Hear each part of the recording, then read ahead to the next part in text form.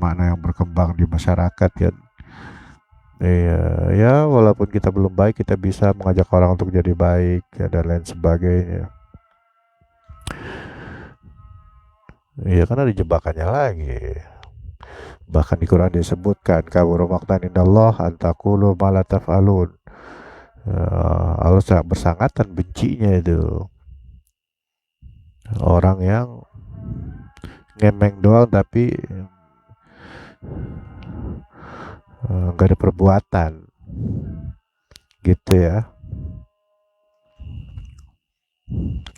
nggak nyata perbuatannya seperti itu.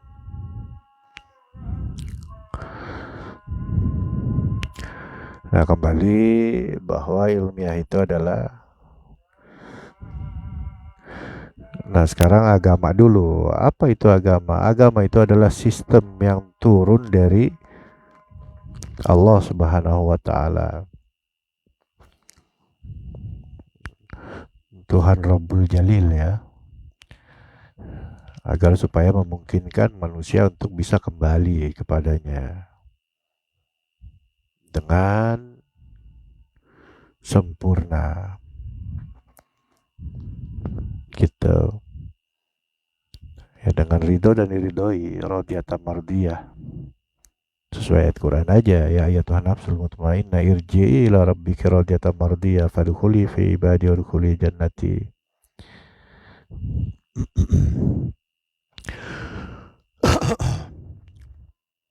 Wahai jiwa-jiwa yang tenang, pulanglah kepada Tuhan kalian, Rob kalian, dalam keadaan ridho dan diridhoi.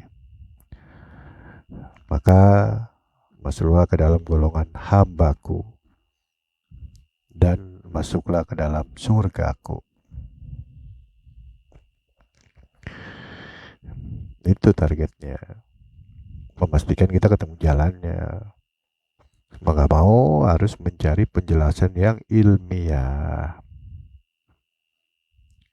yang paling masuk akal untuk bisa mempraktekkan sesuatu yang tidak masuk akal.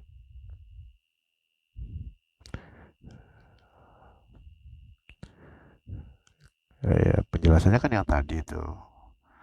Bagaimana kita bisa mengenali Sang Maha Gaib, Sang Maha Tersembunyi.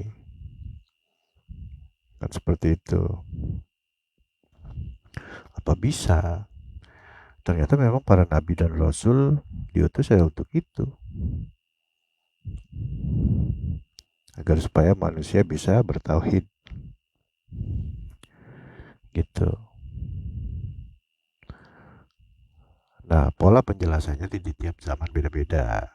Di zaman ini paling masuk akal adalah, paling pas adalah dengan cara ilmiah, cara paling masuk akal. Nah, kemudian apakah ilmiah itu harus menguasai seluruh dalil? Tidak juga.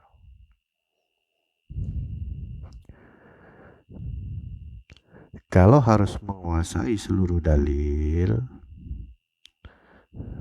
ya seorang Nabi Muhammad bagaimana menguasai baca tulis? Beliau kan buta huruf, buta tulis ya. Gitu. Itu saja sudah dibuktikan bahwa bukan itu syaratnya.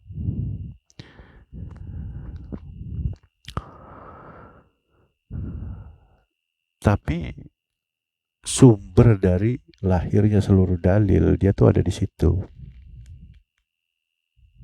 Gitu. Dari mana sih seluruh ilmu itu? Contoh dah, literasi yang paling tinggi tentang ilmu apa? Al-Quran kan? Al-Quran dari mana? Sistem wahyu. Sistem wahyu itu lewat mana? Baca tulis. Bukan. Gitu.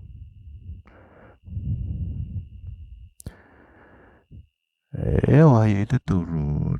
Nabi diwahyukan. Karena masuk ke dimensi Al-Quran Kodimnya. gitu. Berarti namanya kodim kan tidak ada awal tidak ada akhir. Apanya Nabi yang masuk ke dimensi kodimnya dari Al-Quran? Apakah jasadnya? Bukan. Nah, masuk akal kan? Bukan fisiknya, bukan jasadnya. Berarti apanya? Ruhnya. Ayat pertama surun Iqra Bismi rabbikal ladzi khalaq. Eh, itu Nabi Muhammad dikisahkan gemetar dan lain sebagainya. Itu proses awal Nabi berkesadaran ruh.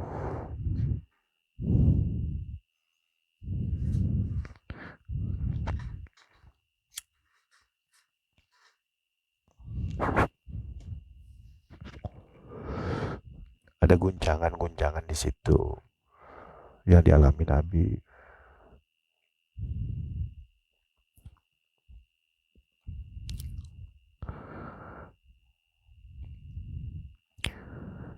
Kalau jasadnya yang masuk ke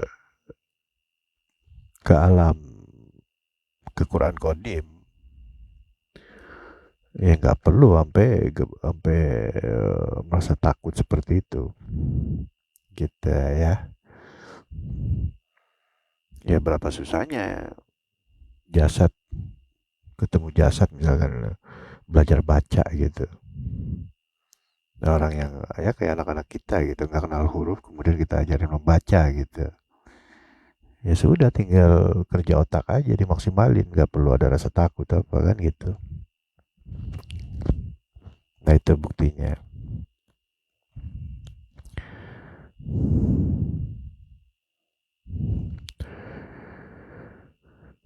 Nah seperti itulah ilmiah ya. Jadi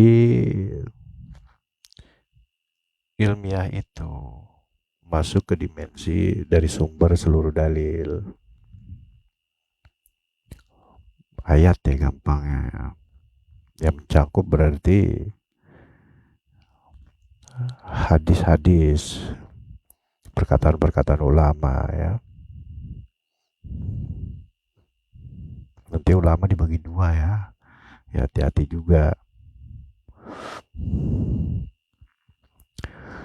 Berarti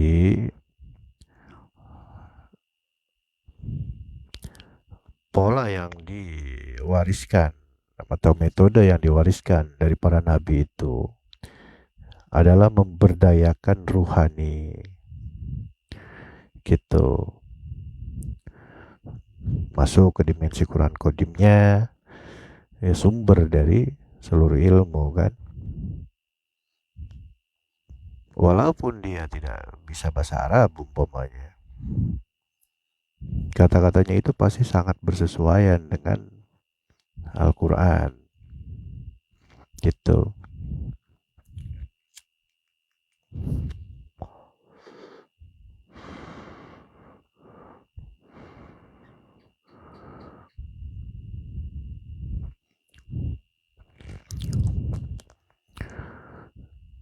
Nah, jadi apabila mempelajari agama hanya pure atau hanya di literasi, itu sama sekali belum menyentuh dari maksud atau sistem yang diturunkan oleh Allah itu gitu. Sebab apa? Kodimnya nggak tersentuh sama sekali. Jika kodimnya tidak tersentuh, maka itu berpotensi tidak ada di jalan Tuhan gitu.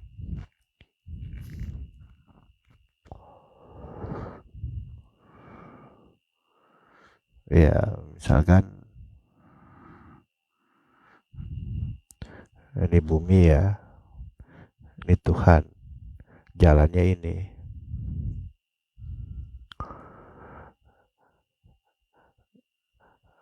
Nah, oh, ini batas bumi, ini Tuhan. jalannya ini. Eh, Jika dia mengandalkan literasi baca tulis,